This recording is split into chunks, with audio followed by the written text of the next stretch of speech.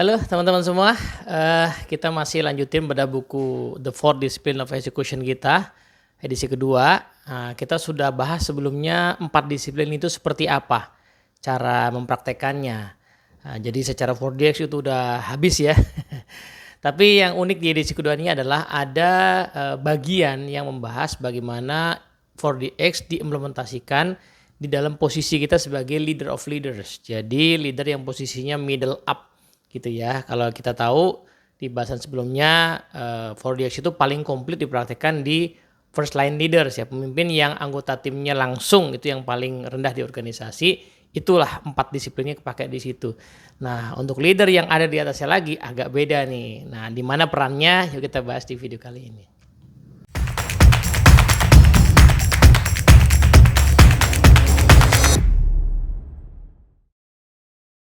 Oke, Assalamualaikum warahmatullahi wabarakatuh. Ya teman-teman semua ya, ada beberapa concern ya di dalam penerapan 4DX di posisi kita sebagai leader of leaders. Nah di bab 6 kita dikasih saran ya, salah satu peran dari leader of leaders itu adalah memilih di mana organisasi kita atau tim-tim kita ini mau fokus. Jadi kita tahulah ya bahwa Multi Important Goals disiplin 1 ya, konkret dari disiplin 1 ya. Itu kan intinya kita memusatkan fokus kita di antara banyak hal yang penting kita kerjakan, mana yang amat sangat penting untuk diberi energi tambahan karena dia membutuhkan perubahan perilaku. Gitu ya. Nah, pertanyaannya basisnya apa menentukan WIG itu? Nah, ini sebenarnya tergantung pada fokus dari organisasi. Nah, maka dari itu peran dari leader of leaders ya, middle management up ke atas itu adalah menentukan arah organisasi itu. Sehingga tim bisa menetapkan weak dan clear dia mesti mencapai multi important goals apa. Nah, gitu ya. So kalau kita lihat di dalam skema yang akan saya tampilkan ini ya, bahwa organisasi biasanya punya misi atau purpose. Dari situ turun menjadi visi. Ini kalau mazhabnya Franklin Covey begitu ya, misi dulu baru visi. Misi itu artinya untuk apa kita ada. Kemudian wujud nyatanya dalam jangka panjang seperti apa itu turun menjadi visi. Nah visi itu ingin dicapai lewat strategi. Nah, ambil contoh sederhana ya. Misi perusahaan adalah misalnya menyediakan layanan kesehatan untuk ya orang banyak lah begitu. Visinya apa? Dalam bayangan kita mungkin 10 tahun lagi akan tersedia rumah sakit di 5 kota misalnya begitu ya. Nah pertanyaannya bagaimana kita akan mencapai berdirinya rumah sakit di 5 kota tadi? Apa strateginya, apa langkah-langkahnya? Nah jadi strategi memang masih agak lebih high level ya. Nah strategi itu biasanya dieksekusikan lewat 3 cara. Yang pertama stroke of the pen ya, eksekusi yang membutuhkan approval dari yang berwenang. Dalam konteks tadi rumah sakit misalnya, Oke, kita keluarin budget sekian untuk bangun rumah sakit di Bandung misalnya, di Surabaya misalnya. Itu stroke of the pen tuh ya. Tanpa tanda tangan yang berwenang ya nggak akan kejadian. Nah, eksekusi yang kedua adalah eksekusi yang sifatnya whirlwind atau rutin. Nah, kita bayangkan misalnya rumah sakitnya udah ada, udah berdiri. Nah, itu kan akan beroperasi ya dengan rutin begitu kan ya layanan-layanannya. Ya, itu mungkin eksekusinya dengan metode yang kita kenal misalnya mekanisme PDCA ya kan, plan, do, check, action. Nah di antara 2 metode eksekusi tadi ada yang namanya breakthrough ya, sifatnya breakthrough. Misalnya rumah sakit sudah berdiri, sudah beroperasi, tapi kita merasakan bahwa ada banyak komplain nih di layanan pasien-pasien kita. Dan kita dengan metode eksekusi yang standar kayaknya masih kesulitan buat mengatasinya. Kayaknya komplainnya juga banyak kan tentang perilaku, misalnya dari petugas kesehatan atau mungkin dari dokter-dokter atau mungkin dari tim administrasi. Kita pengen improve yuk di tengah rutinitas kita pengen improve area service tadi yang membutuhkan perilaku. Nah itu yang namanya breakthrough. Disitulah posisi 4DX gitu ya. Nah posisi 4DX adalah memang eksekusi sebuah tujuan yang sifatnya breakthrough karena dia membutuhkan perubahan perilaku. Dia tidak cukup pakai stroke of the pen. Dia tidak bisa dengan whirlwind karena dia sudah bukan lagi sesuatu yang rutin ya. Justru kita mau memperbaiki yang rutin itu tadi. Nah, maka dia butuh treatment dari 4DX. Nah, kira-kira gitu ya. Nah, maka jadi penting kan kita lihat ya. Jadi penting untuk level manajemen middle up itu menetapkan fokus based on misi, visi, strategi kita, goal apa yang mau kita jadikan multi important goals. Itu tidak bisa kita serahkan kepada tim di bawah gitu ya. Nanti tim di bawah mungkin akan mengkonkretkan dalam level mereka. Tapi arahnya mau kemana? Yang tadi ya saya kasih contoh misalnya rumah sakit bilang wah komplainnya udah terlalu banyak nih. Lama-lama brand rumah sakit kita bagus, jelek. Nah kita kayaknya perlu improve di service deh. Itu ketetapan itu kan tentu saja tidak berasal dari pelaksanaan di bawah. Itu harus dari middle management ke atas. Gitu kan. Nah maka peran leader gitu menentukan kita mau fokus kemana. Nah, basisnya apa? Basisnya di buku ini disarankan ada 2 analisis kita. Kita bisa bikin kayak semacam grafik begitu ya. Sumbu Y-nya itu adalah impact of failure. Jadi kita cek di antara banyak strategi yang kita punyai. Ya kalaupun misalnya strategi cuma satu, strategi itu akhirnya kan harus ada ukurannya ya. Ukuran KPI-nya begitu ya. Di antara banyak KPI yang kita mau capai, mana yang kalau dia gagal, maka impact-nya akan sangat besar. Nah, jadi kalau dia tidak diperbaiki, dia nggak tercapai, dia begini-begini terus, itu impact-nya akan sangat besar. Kasus rumah sakit tadi misalnya, ini karena komplainnya angkanya sudah terlalu banyak, kalau kita gagal memperbaiki ini, lama-lama brand rumah sakit kita akan buruk, orang pada lari nggak mau berobat sama kita lagi. Gitu.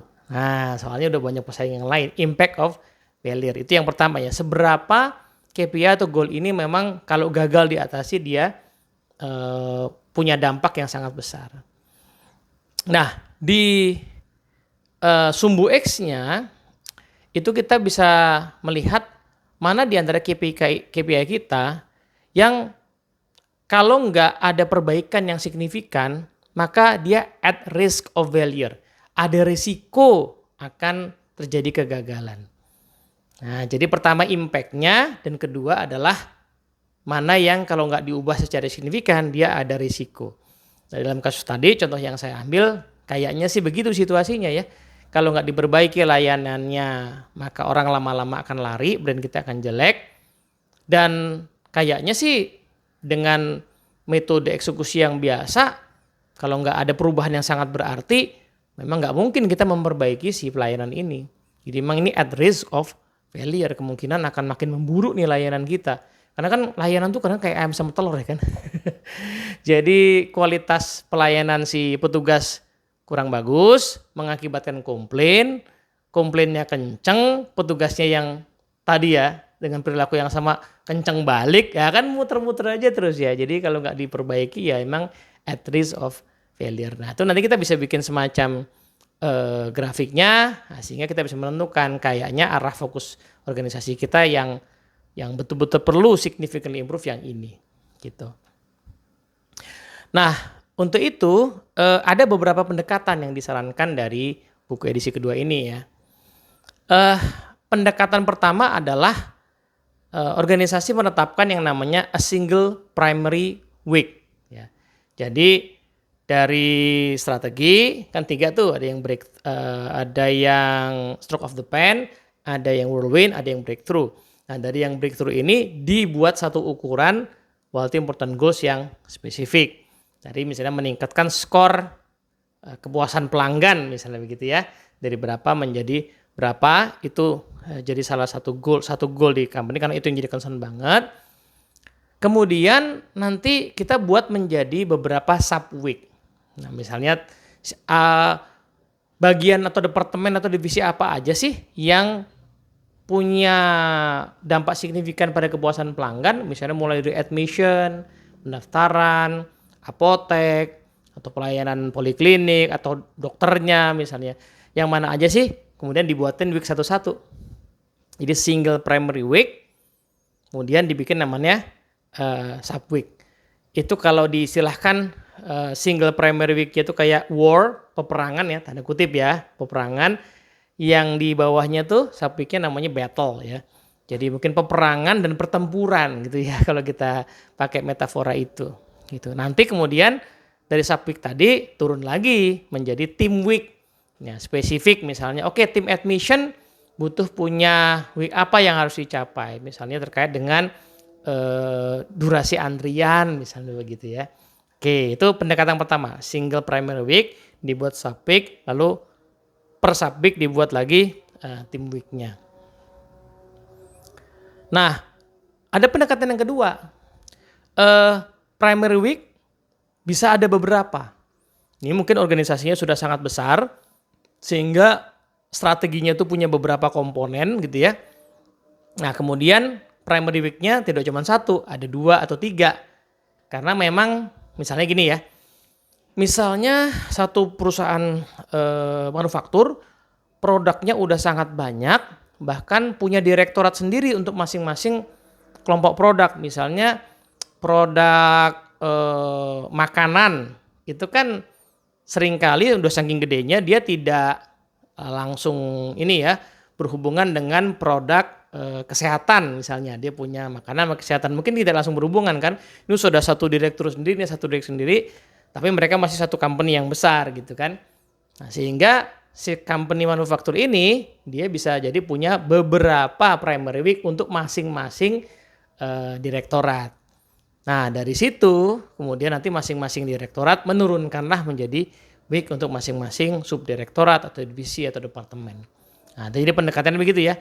Yang breakthrough bikin 1 sampai 2 atau 3 week, kemudian week itu diturunkan menjadi week dari tim. Gitu. Nah, pendekatan yang ketiga itu adalah multiple team weeks with no primary week. Nah, ini menarik nih. Jadi ini kayaknya seringkali dipakai untuk organisasi yang memang justru tidak terlalu besar, kebalikannya ya. Jadi organisasi ini membiarkan tiap bagian untuk bikin langsung weeknya masing-masing. Nah, jadi misalnya ya, oke, strateginya adalah bagaimana kita menjadi leader di industri kita ya di dalam sekian tahun ke depan.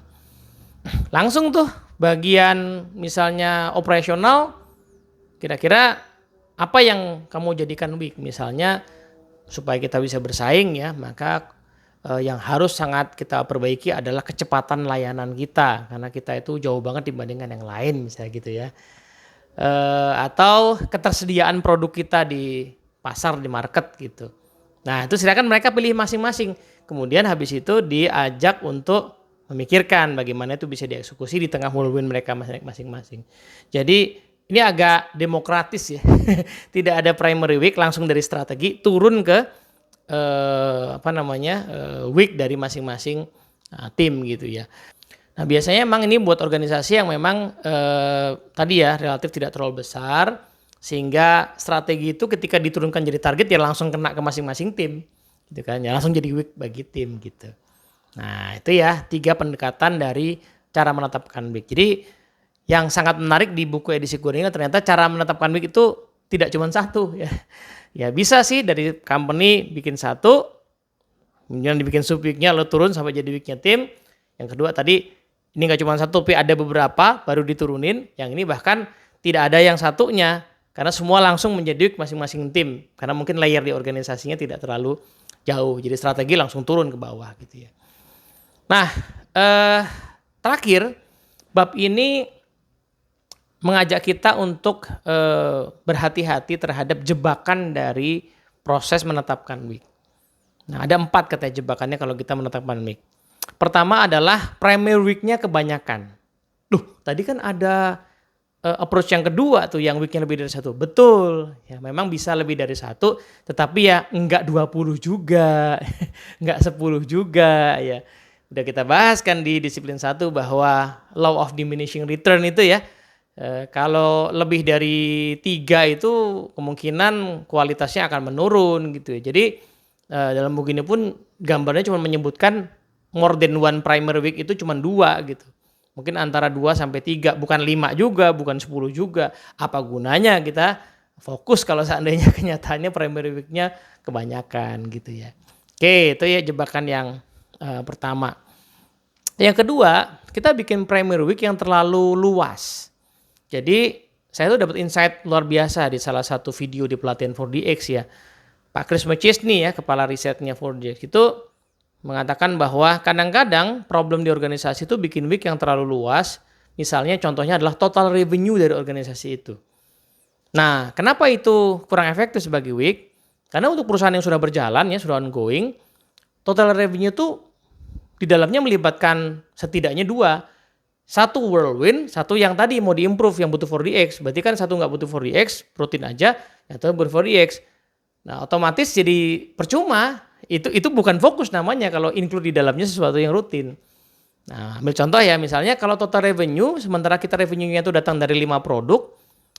5 produk ini let's say 4 itu sebenarnya udah laku ya, business as usual, satu aja yang produk baru. Nah, maka sebaiknya week-nya adalah fokus di produk baru ini. Jadi jangan bikin week yang total revenue 5 ini, tapi bikin week khusus buat si revenue yang spesifik ini. 4-nya gimana? Itu mah KPI biasa, business as usual. Pakai energi standar whirlwind aja gitu. Nah, jadi jangan terlalu luas gitu ya. Untuk week-nya kita cari yang memang lebih spesifik, yang kira-kira betul-betul butuh di-improve secara signifikan. Yang ketiga adalah menciptakan week yang aspirational, yang kayaknya menginspirasi kita, tetapi tidak terukur. Nah, itu yang beda antara strategi visi dengan week. Week itu harus measurable. Yang namanya goals itu harus measurable. Gitu. Nah, ini ada satu kisah yang cukup sering ya diceritakan di 4DX adalah perbedaan NASA di Amerika sana sebelum John F. Kennedy menetapkan goal untuk pergi ke bulan ya. Jadi NASA itu tadinya punya goal tapi masih terlalu luas, menjadi pemimpin di dunia penjelajahan antariksa gitu. Itu kan sesuatu yang sangat visioner gitu ya. Tetapi saat itu belum ada ukuran. Sampai John F. Kennedy katanya mengatakan, "Oke, kita bikin konkret aja ya. Kita mau memberangkatkan orang ke bulan dan membawa dia kembali dengan selamat di akhir dekade ini." Nah, itu membuat kemudian akhirnya ada sesuatu yang konkret. Sebenarnya yang dimaksudkan di awal tercapai juga ya. Mereka menjadi leading ya, innovator atau pelopor di dunia penjelajahan antariksa. Tetapi ini lebih konkret. Nah, goal tuh adanya di tataran itu. Kalau dia sifatnya masih abstrak, dia masih biasanya visi atau strategi gitu. Turunin lagi menjadi big gitu ya. Nah, yang terakhir adalah ada week-nya tetapi tidak selaras dengan visi misi organisasi. Jadi mungkin saja kita punya ultimate goals tapi ya itu kita buat out of nowhere aja gitu ya. Kalau kita mau bicara organisasi yang berbasis pada visi misi, maka harusnya semua week itu diturunkan dari visi misi, dikonkretkan dari visi misi gitu. Nah, apa yang terjadi kalau enggak? Nah, kemungkinannya dua ya. Organisasi itu pada akhirnya kalau organisasi bisnis ya, pada akhirnya kan cari untung hindarin rugi gitu kan. Anggaplah yang tadi ya, kalau kita tidak punya visi, terus kita tadi punya revenue yang datangnya dari 5 produk. 4 lama udah laku, 1 baru. Terus kita nggak punya visi apapun, kemungkinan yang baru ini nggak akan kita jual. Kenapa? Belum jelas pelanggannya, dan orang-orang sales juga mau jualan. Jualannya masih susah, belum ada yang kenal, mending gue fokus sama yang 4 aja. Gitu. Nah, tapi ketika kita punya visi, strategi, misi yang clear, kenapa sih ada produk kelima ini? Ada misinya loh. Ini nyambung ke misi kita yang berbeda. Misalnya kita mau masuk ke market anak yang lebih muda, kita mau masuk ke segmen yang baru, misalnya gitu ya. Atau justru produk yang kelima ini adalah produk yang memang ingin memberikan pelayanan yang lebih mulia, misalnya basisnya dari misi kita tadi. Ya susah untuk dijual, kita cari caranya dijadiin week gitu. Nah, tapi kalau nggak ada visi misinya atau nggak disangkutin, otomatis kita nggak akan termotivasi gitu ya. Karena fungsi dari visi misi meskipun dia abstrak adalah dia sifatnya inspirasi. Di situ bedanya ya. Visi misi itu jauh panjang abstrak tapi dia inspiratif, membuat kita bersemangat, ya terinspirasi. Cuman dia masih abstrak ya. Nah, sebaliknya goal itu dia sesuatu yang konkret, clear, cuman memang dia nggak menginspirasi, ya kan? Nurunin berat badan 10 kilo itu clear, tapi nggak menginspirasi. Yang menginspirasi apa? Kenapa saya mau berat badan 10 kilo? Karena saya pengen menua dengan sehat.